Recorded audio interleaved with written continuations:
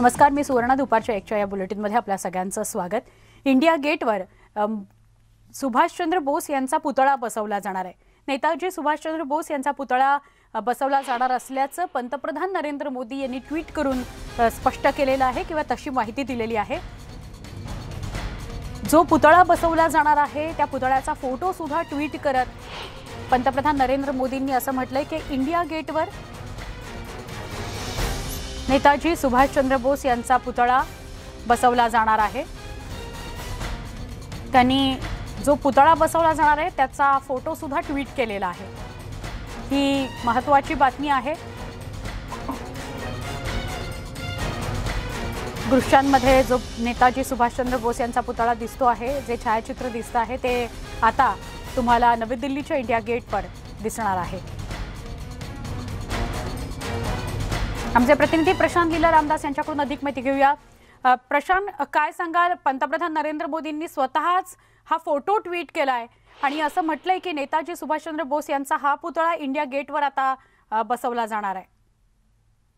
Swarna, India gate परिसरामध्ये असलेलं जे दक्षिणेकडील द्वार आहे त्या द्वाराच्या मुख्य केंद्रावर हे सुभाषचंद्र बोस यांचा भव्य पुतळा उभारण्यात येईल अशी घोषणा पंतप्रधान नरेंद्र मोदी यांनी केलेली आहे. महत्वाचं म्हणजे ज्या पद्धतीनं यापूर्वी त्याच परिसरामध्ये वॉर म्युझियम निर्माण आणि वॉर म्युझियम मागच्या भागामध्ये आता नेताजी सुभाषचंद्र बोस यांचा भव्य पुतळा उभारण्यामागे कारण दिलंय की यामागे कारण त्यांचा या सुभाषचंद्र बोस यांच्या निमित्ताने देशाचा गौरव होतोय आणि सुभाषचंद्र बोस यांनी देशाचा गौरव वाढवला होता आणि गौरव वाढता एकीकडे स्वाभिमान, दुसरीकडे शूरवीरता याचं मूर्तिमंत उदाहरण म्हणजे सुभाषचंद्र बोस आहे असं पंतप्रधान नरेंद्र मोदी यांनी आपल्या ट्विटमध्ये म्हटलेलं आहे. आणि ट्विटमध्ये त्यांनी स्पष्ट केलं की मी भारतातील सर्व देशवासियांना आज मला आनंद होतोय की मी घोषणा करतोय की सुभाषचंद्र बोस यांचा भव्य पुतळा हा इंडिया गेट परिसरामध्ये उभारण्यात येणार आहे. त्यासाठी काम लवकरच सुरू होईल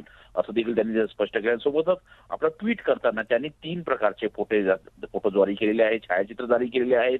एक मुख्य पुतळा कसा असणार आहे, त्याच्यावरती ज्या पद्धतीनं रोषणाई केल्यानंतर कशी त्याच्या छटा उमटणार आहे त्या छटांचेही छायाचित्र त्यांनी पंतप्रधान मोदी यांनी आपल्या ट्विटच्या द्वारे प्रसारित केलं आहे. महत्वाचं म्हणजे वेगवेगळ्या प्रकारचे छायाचित्र एक प्रकारे देशाचा गौरव वाढतील असं देखील पंतप्रधान नरेंद्र मोदी यांना वाटतं. त्यांनी या संदर्भात ट्विट करून ही माहिती दिलेली आहे. स्वर्णा, नक्की धन्यवाद ही माहिती दिल्याबद्दल प्रशांत.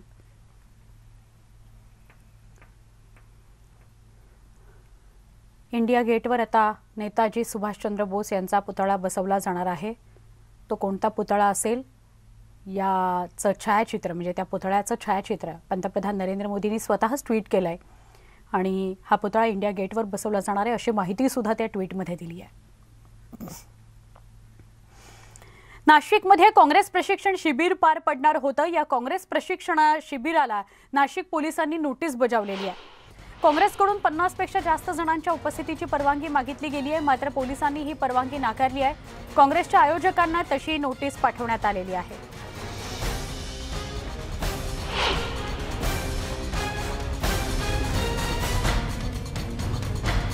नाशिकमध्ये काँग्रेसचं शिबिर पार पडावं यासाठीची आणि 50हून अधिक आसन क्षमता ठेवण्याची परवानगी द्यावी असं काँग्रेसनं पोलिसांना निवेदन दिलेलं होतं, मात्र ती परवानगी नाकारण्यात आलेली आहे. आमचे प्रतिनिधी लक्ष्मण घाटोळ यांच्याकडून अधिक माहिती घेऊया. लक्ष्मण, काय अपडेट आहे? नाशिकच्या इगतपुरी परिसरामध्ये हे मेळावा या ठिकाणी सुरू आहे, प्रशिक्षण शिबिर सुरू आहे मुंबई काँग्रेसचं. मात्र या प्रशिक्षण शिबिराला 50 लोकांच्या उपस्थितीची परवानगी असताना मात्र या ठिकाणी 200हून अधिक पदाधिकारी कार्यकर्ते जे आहे ते या ठिकाणी दाखल झालेले आहे. पोलिसांनी जी परवानगी दिलेली ती केवळ 50 लोकांच्या उपस्थितीत परवानगी दिली होती. मात्र ज्यानंतर गर्दी वाढू लागली, पोलीस कारवाई करतील ह्या भीतीने नंतर काँग्रेसच्या काही पदाधिकाऱ्यांनी पोलिसांना पत्र दिलं आणि या ठिकाणी 150 ते 200 लोकांना येण्या जाण्यासाठीची परवानगी द्यावी अशा प्रकारची परवानगी मागितली. मात्र पोलिसांनी ही परवानगी नाकारलेली आहे आणि केवळ 50 लोकांच्या उपस्थितीत कार्यक्रम करावा अशा प्रकारची नोटीस जी आहे ती पोलिसांनी काँग्रेसच्या पदाधिकाऱ्यांना बजावलेली आहे। मात्र प्रत्यक्षामध्ये आता ज्या ठिकाणी कार्यक्रम सुरू आहे त्या रिसॉर्टमध्ये 200हून अधिक कार्यकर्ते या ठिकाणी आहेत। पण लक्ष्मण, आधीच पहिली परवानगी 50 जणांची असताना त्याच गोष्टीचं उल्लंघन झालेलं आहे आणि त्यात आता दुसरी परवानगी मागितली जाते जी नाकारली गेली आहे। काय कारवाई होऊ शकते? खरं तर यावर कारवाई करण्याचे सर्व अधिकार स्थानिक पोलिसांचे आहे, कारण पोलिसांकडूनच अशा प्रकारच्या परवानग्या देणे आणि नाकारणे ह्या दोन्ही बाबी केल्या जातात। मात्र पोलिसांचीच भूमिका या सगळ्या प्रकरणामध्ये संशयास्पद आहे। स्थानिक पोलीस निरीक्षक वसंत फटवे हे स्वतः या ठिकाणी दाखल आहेत, मात्र ते या लोकांवरती कारवाई करण्यासाठी धजावत नाहीये, कारण मंत्री स्वतः त्या ठिकाणी आहे आणि मंत्र्यांना मंत्री असताना कशा प्रकारे कारवाई करणार, कशी कारवाई करणार असा प्रश्न त्यांच्या समोर आहे आणि ते स्वतःच अशा प्रकारे मंत्र्यांना सलामी करण्यात, सॅल्यूट करण्यात मग्न आहे। त्यामुळे त्यांच्याकडनं कारवाईची अपेक्षा आता तरी नाहीये। त्यामुळे वरिष्ठ अधिकारी जे आहे पोलिसांचे ते या प्रकरणात दखल घेतील आणि नंतर काही कारवाई होती का हे बघावं लागणार आहे। नक्की लक्ष्मण, आणि याचबरोबर अनेक ठिकाणची मंत्र्यांच्या नेत्यांच्या कार्यक्रमातली दृश्य बघून स्वतः मुख्यमंत्री उद्धव ठाकरेंनी आपल्या मंत्र्यांपर्यंत आणि नेत्यांपर्यंत मेसेज पोहोचवलेली उदाहरणं आपण पाहिलेली आहेत की गर्दी करू नका। त्यामुळे यावेळेला स्वतः मुख्यमंत्री याची दखल घेतात का हे बघायचं। लक्ष्मण, तुम्ही असेच सोबत राहा, अजून एका बातमी संदर्भातली माहिती तुमच्याकडून घ्यायची आहे। नाशिक महापालिका हद्दीत 700 ते 1000 कोटींचा सदनिका घोटाळा झाल्याचा आरोप गृहनिर्माण मंत्री जितेंद्र आव्हाड यांनी केलाय। खासगी विकासकांना बांधलेल्या घरकुलामध्ये 20% जागा राखीव ठेवणे किंवा त्या तुलनेमध्ये शासनाला भूखंड देणे बंधनकारक आहे, मात्र अधिकाऱ्यांनी आदेशाचं उल्लंघन केल्याचा आरोप आव्हाड यांनी केलाय। मनपा आयुक्त कैलास जाधव यांनी मात्र हे सगळे आरोप फेटाळून लावलेत। कोणत्याही नियमांचं उल्लंघन झालं नाही असा दावा जाधवांनी केलाय। आमचे प्रतिनिधी लक्ष्मण घाटोळ आपल्या सोबत आहेत। लक्ष्मण, हा सगळा काय प्रकार आहे? या मुळात हे प्रकरण काय आणि आता हे होणारे आरोप प्रत्यारोप? कुठल्याही शहरामध्ये जर खाजगी विकासकाला बांधकाम करायचं असेल किंवा एखाद्या सदनिकेचं काम करायचं असेल तर त्या ठिकाणी वेगवेगळ्या प्रकारच्या परवानग्या असतात आणि या परवानग्या देत असताना गोरगरिबांसाठी काही घरं जी आहे ती राखीव ठेवावी अशा प्रकारचा शासन निर्णय आहे आणि आदेश आहे। मात्र या शासन निर्णयाचं आदेशाचं उल्लंघन झाल्याचा आरोप खुद्द राज्याचे मंत्री जितेंद्र आव्हाड यांनी केलेला आहे आणि या प्रकरणामध्ये नाशिक महानगरपालिकेच्या नगररचना विभागाने आणि राज्याच्या नगररचना खात्यातील काही अधिकाऱ्यांनी हा घोटाळा केल्याचा आरोप आव्हाडांनी केलेला आहे आणि 700 ते 800 कोटी रुपयांचा हा घोटाळा असू शकतो असा देखील दावा त्यांनी केलेला आहे। आणि हा 1-2 वर्षाचा नव्हे तर गेल्या 5-7 वर्षामध्ये आजपर्यंत ज्या ज्या बांधकामांना परवानगी देण्यात आलेली आहे, ज्या ज्या कन्स्ट्रक्शनला परवानगी देण्यात आली त्या कुठल्याही ठिकाणी आरक्षित घरं जे आहे, घरकुल जे आहे ती ठेवण्यात आलेली नाही असा आरोप आव्हाडांचा आहे।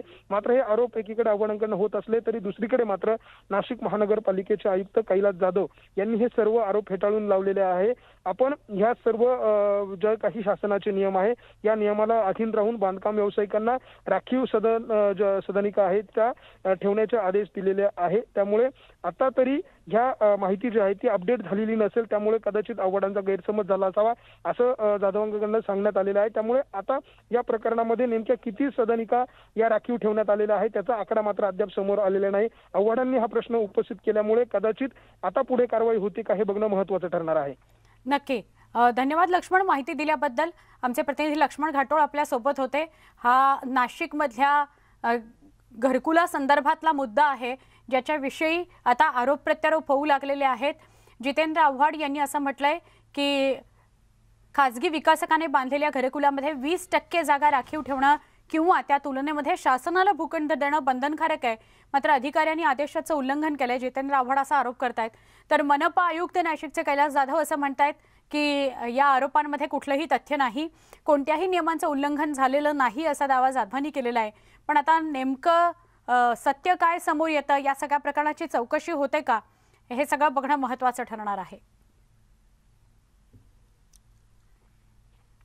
नागपूरमध्ये कोरोनाचा वाढता धोका बघता शहरातील सगळ्या 17 समाज कल्याण विभागाच्या वसतिगृहांना तात्काळ रिकाम करण्याचे आदेश विद्यार्थ्यांना देण्यात आले।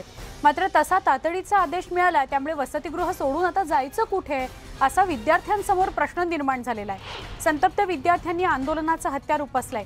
नागपूरच्या बेसा इथल्या समाज कल्याण विभागाच्या वसतिगृहामध्ये आंदोलनाला बसलेल्या विद्यार्थ्यांशी संवाद साधला आमचे प्रतिनिधी तुषार कोहळे यांनी।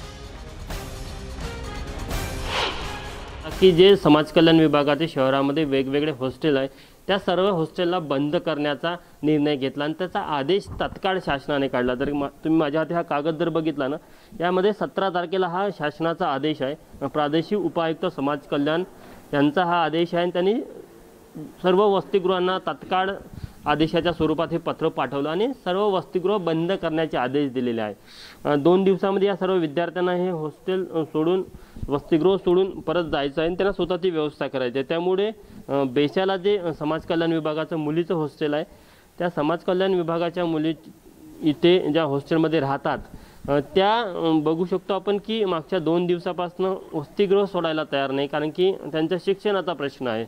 आपण जर का या दृश्यांमध्ये बघितलं तर सध्या ते एक प्रतिकात्मक आंदोलन करत आहे की आम्ही हॉस्टेल सोडायला तयार नाही, आम्ही इथेच राहू। शेवटी शासनाने यावर निर्णय घ्यावा, कारण की गावून आलेल्या ह्या सर्व मुली आहे, सर्व मुलींची पार्श्वभूमी बहुतांश शेतकरी कुटुंबातून आलेल्या आणि शहरामध्ये शिक्षण घेणाऱ्या सर्व मुली आहे। त्यामुळे जर का गावात गेलं तर मग ऑनलाईन शिक्षण सुरू असल्यामुळे नेटवर्कचा प्रॉब्लेम सोबतच आर्थिक अनेक समस्यांचा सामना करावा लागेल। तर त्यांना हॉस्टेल नाही तर मग शहरात जर का दुसरीकडे राहायचं असेल, भाड्याने खोली करून राहायचं असेल तर अनेक आर्थिक समस्यांचा देखील या मुलींना सामना करावा लागणार। आम्हाला दोन दिवसांपूर्वी कळलं की आम्हाला वसतिगृह बंद करायचं आहे। ठीक आहे सर, वसतिगृह 2 दिवसापासून आम्ही उपाशी असलेलो विद्यार्थिनी आहोत आणि 2 दिवसापासून आम्ही काहीही खाल्लेले नाही सर। आमची आर्थिक परिस्थिती बेताची असल्यामुळे आम्ही बाहेर टिफिन लावू शकत नाही सर। आता माझी गेटची एक्झाम आहे 13 तारखेला, तरी पण मी गावाकडे जाऊ शकत नाही कारण की नीटची सुविधा नाही आहे गावाकडे आणि लायब्ररी पण नाही आहे सर। तरी पण शासनाकडून एकच विनंती आहे की आमचं हॉस्टेल सुरू करून द्यावं आणि मेसची सुविधा करून द्यावी। ही सर सांगितलं आम्ही शासनाला, कालच आम्ही समाज कल्याणला गेलो होतो, त्यावर आम्ही आमचे जे पॉईंट्स आहे ते सांगितलं सरांना, पण सरांनी म्हटलं की आम्ही तुमची प्रतिलिपी लिहून घेऊ आणि वर शासनाला पाठवू।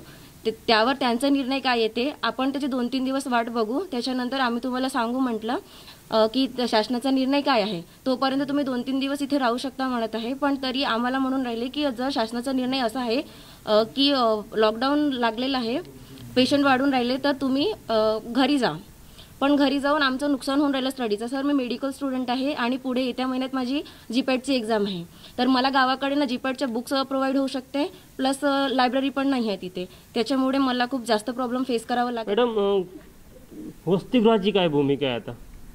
शासनाच्या निर्देशांचे पालन। हॉस्टेल सुरू करण्याचा या सर्व विद्यार्थ्यांचा प्रयत्न आहे, त्यांना 2 दिवस झाले जेवण नाही आहे आता। नाही, आम्ही तर आमच्याकडनं नाही केलं ना हे बंद, त्याच्या शासनाच्या निर्देशानुसार आम्हाला चालावं लागेल, त्यांचा निर्देश आला की मेस सुरू होईल। हॉस्टेल बंद करण्याचा जो आदेश काढला त्याची तत्काळ अंमलबजावणी झाली, मात्र आता प्रशासनाने तो आदेश मागे घ्यावा हीच या विद्यार्थ्यांची मागणी आहे। व्हिडिओ जर्नलिस्ट विलास खडसेसह तुषार कवळे, न्यूज 18 लोकमत, नागपूर। गोवा विधानसभा निवडणुकीची रणधुमाळी सुरू असताना शिवसेनेने आज उमेदवारांची यादी जाहीर केली आहे। शिवसेना नेते संजय राऊत यांनी पत्रकार परिषद घेऊन ही घोषणा केली। गोव्यातील जनता शिवसेनेला संधी देईल अशी खात्री असल्याचं राऊत म्हणाले। महाराष्ट्रातून शिवसेनेचे प्रमुख नेते प्रचाराला येतील, महाराष्ट्राचे पर्यावरण मंत्री आदित्य ठाकरे प्रचाराला येतील असंही राऊत म्हणाले।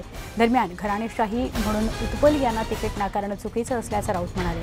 फक्त पर्रीकरांना तिकीट देतानाच घराणेशाही का, असा सवाल त्यांनी उपस्थित केला। दरम्यान शिवसेना उत्पल पर्रीकरांना पूर्णपणे पाठिंबा देईल, त्यांच्यासाठी आम्ही आमचा उमेदवार मागे घेऊ असं राऊत म्हणाले।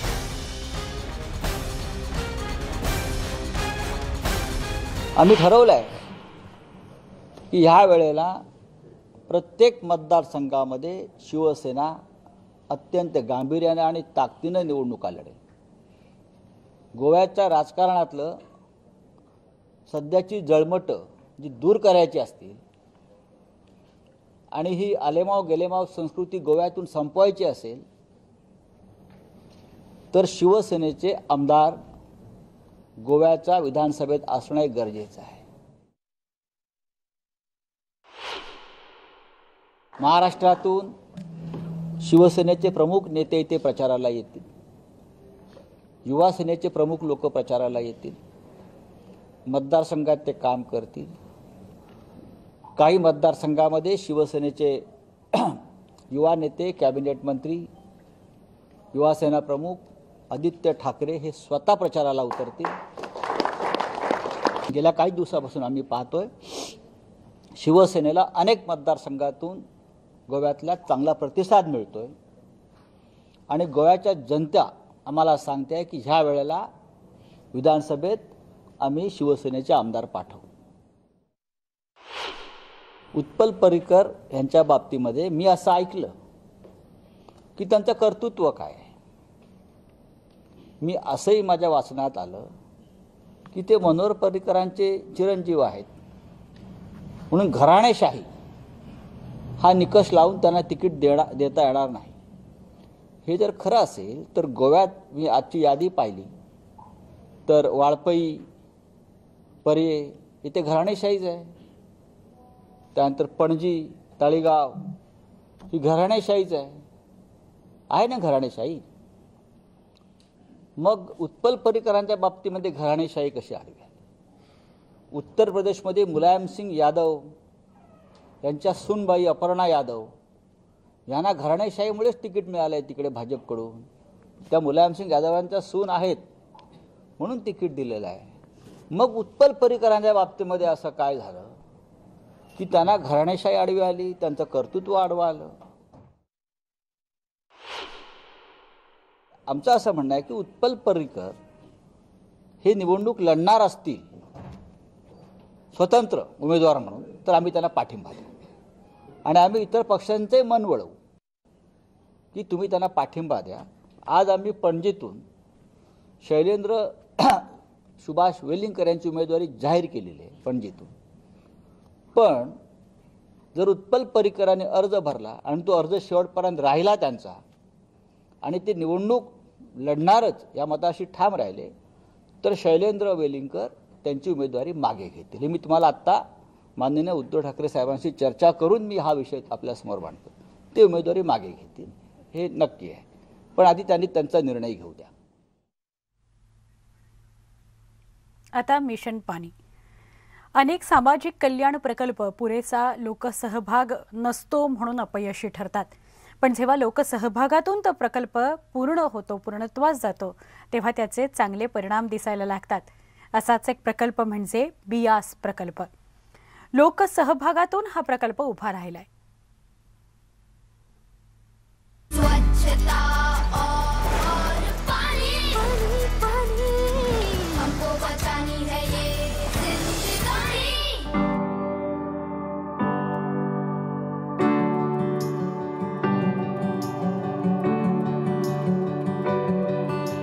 We are at a very famous village, Karmowala, which is in Tarantaran district of Punjab, and this is Bias River, one of the most healthy river in Punjab. We came here, we surveyed the rivers, spotted the dolphins, and we identified them as Indus River dolphin. Dolphins are indicator species of a good river ecosystem. So if there is no flow in a river, if the water quality is bad, if there is no fish in a river, dolphins cannot exist. So the idea of engaging communities is also to understand the relevance of dolphins and the practices that they can impart on themselves so that the dolphins remain healthy and safe forever. This Mitras program, it's highly decentralized. It is actually connecting the local stakeholders on a river bank or a village to impress upon them that they need to act. Very proud to say that there are 11 dolphin Mitars in Bias, in that 80-kilometer stretch of the river. On a daily basis, they are feeding in information. They are feeling proud to be part of this. I think that's a great progress that we have. The other one is this network has expanded to 30 villages in the Bias Conservation Reserve, which is a new Ramsar site in Punjab, a wetland of international importance. 1,000 Mitras in the group, farmers, school children, government officials, etc. So that's another one. But what we are really looking at is these Mitars or Mitras coming together, framing a shared vision for the Bias Conservation Reserve and the whole system in Harike. That's a long-term dream that we have, and I think it's again progression. So we'll get there.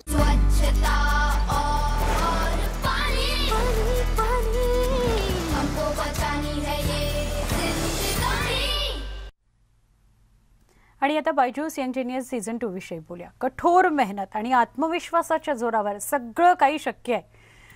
News 18 लोकमतच्या Byju's young genius season 2 मध्ये आम्हाला अशी काही लहान मुलं सापडली किंवा आम्ही त्यांना भेटलो ज्यांनी अशक्य ते शक्य करून दाखवलंय. असंच काही जिनियस जे आपल्या या आठवड्याच्या मालिकेत आपल्याला बघायला मिळणार आहे त्यांना आपण भेटू शकणार आहोत शनिवारी संध्याकाळी 7:30 वाजता. पाहायला विसरू नका Byju's young genius season 2. Music has no language but an innate ability to make you feel. My name is Rahul Vellal and I've been a student of Carnatic music for the past 10 years. I've performed in 6 languages till now.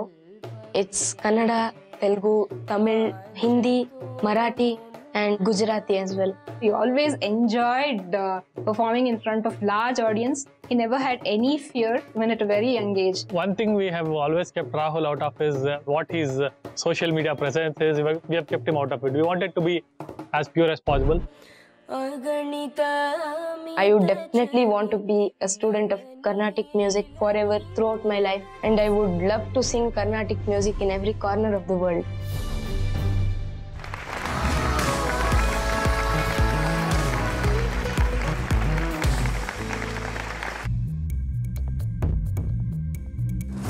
मेरा मानना है कि if you come across any problem, try to solve it.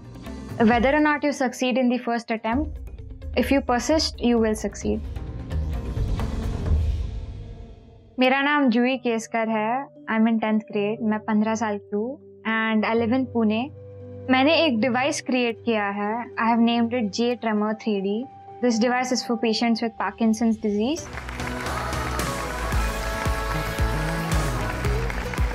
नमस्ते जूही. सिरी, आपने एक नए राग का आविष्कार किया है, वो भी कर्नाटिक संगीत में. Tell us a little more about it. I created a new ragam called Namo Veena Pani in dedication to Dr. Jayanti Kumaresh ma'am, as I'm a huge fan of her. I am also a big fan of hers.